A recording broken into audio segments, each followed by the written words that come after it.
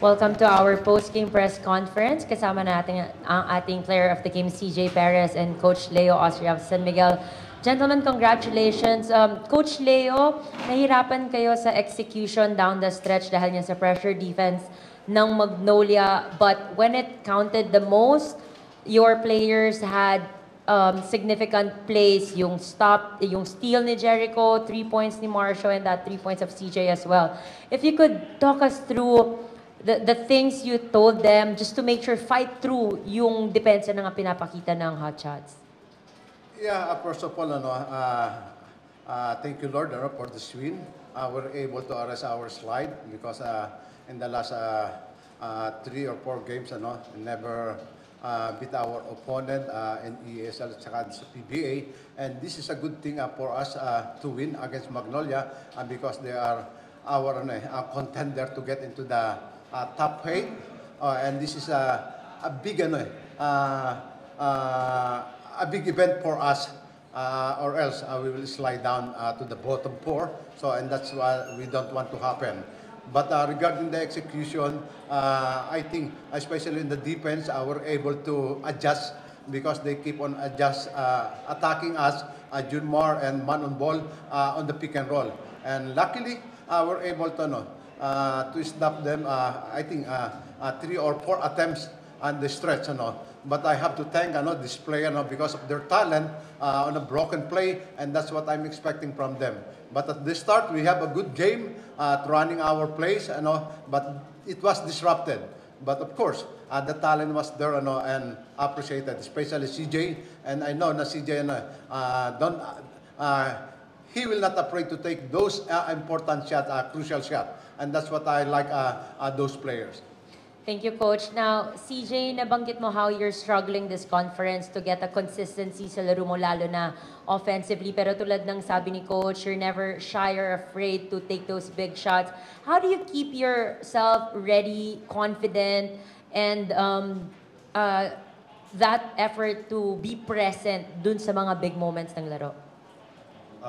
Yun nga, nag-struggle nga ako this conference pero nakikita ko naman, di naman nawawala yung trust nila coach sa akin. So it's just me na kung paano ko mag-respond dun sa trust na binibigay nila coach. And yun, I'm just happy today na we got the win.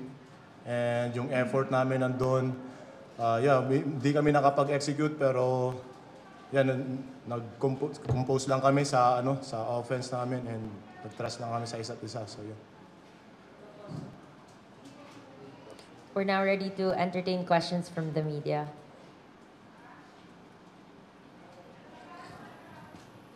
Coach, congratulations. Thank you. Coach, parang takadyan yun nanalo, but how big of a relief was this win knowing na nandun pa rin kayo sa top 8 after beating Magnolia? Yeah, I think it will be a good moral booster para sa amin because we're really looking up for this game. And I told them that this is the most crucial game for us because a loss will slide down up to the bottom 4, and then if you win, you will get into the top 8. And that's enough for us to have some more confidence going to our game on Saturday against Meralco.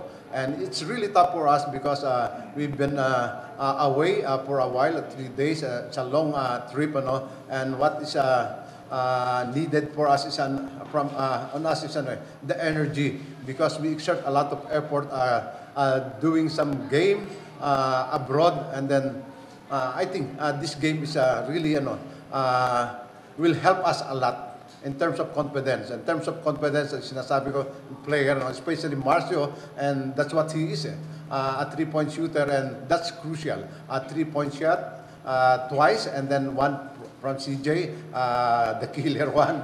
But overall, guys, especially in the first half, and the third quarter, our set, never, we never hit the rim, hindi kami makabasket, and very poor yung shooting percentage namin. Usually, nasa 40 to 50 kami, but tonight, it's 33. It's a good thing we shoot a lot of, in the stretch, 3 points. Coach, kumusta yung si Jabari? Kasi ba nung Japan game, wala siya, then naglaro ngayon.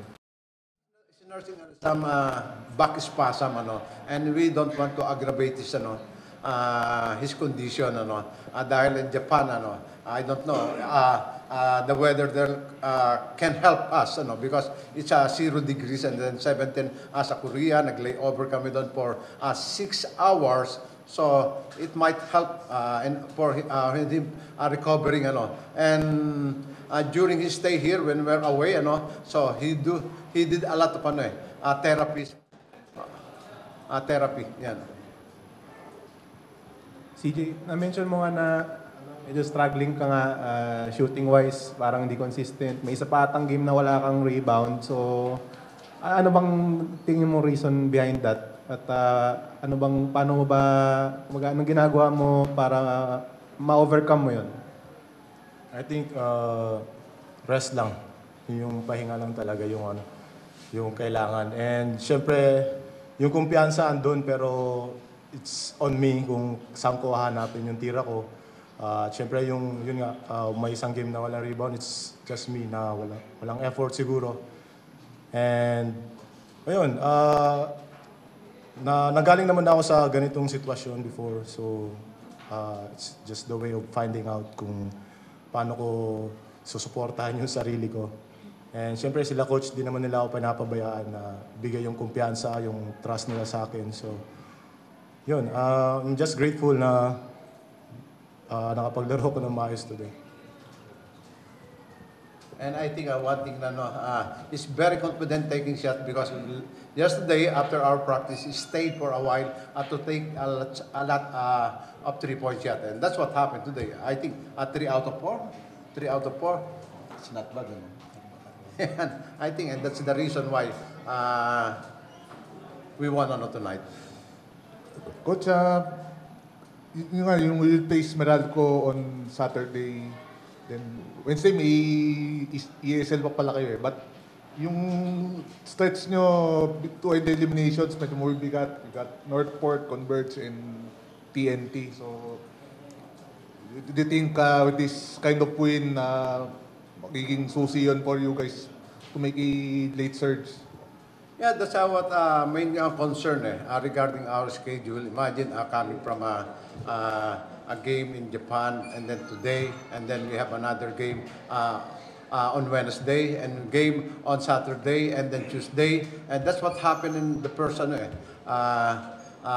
The first set of schedule, sunod-sunod, imagine, but it's not an excuse to have that kind of schedule, but we have to plan it and we have to program ourselves, and because effort, energy is necessary in this kind of game, because a lot of teams now are stepping up, and if you notice, on the standing, those teams are usually in the bottom 6 now, on top 6 na, ganyan. But that's why our next schedule is really tough. Those teams on top of the standing. So it is Meralco, Northport, and Converge, and then Talk and Text. They're really playing well. But as I said, this game give us a lot of moral booster, and they give us a chance to make it to the. Although it's malayo pa rin but it could help a lot. Coach, follow-up question lang on Jabari kasi before this game, di pa kayo nananalo with him tapos nagka-injury siya. Your comment on how, the effort he put in na maka-recover and maka-bounce back, especially sa pinakita niya ngayon sa laro.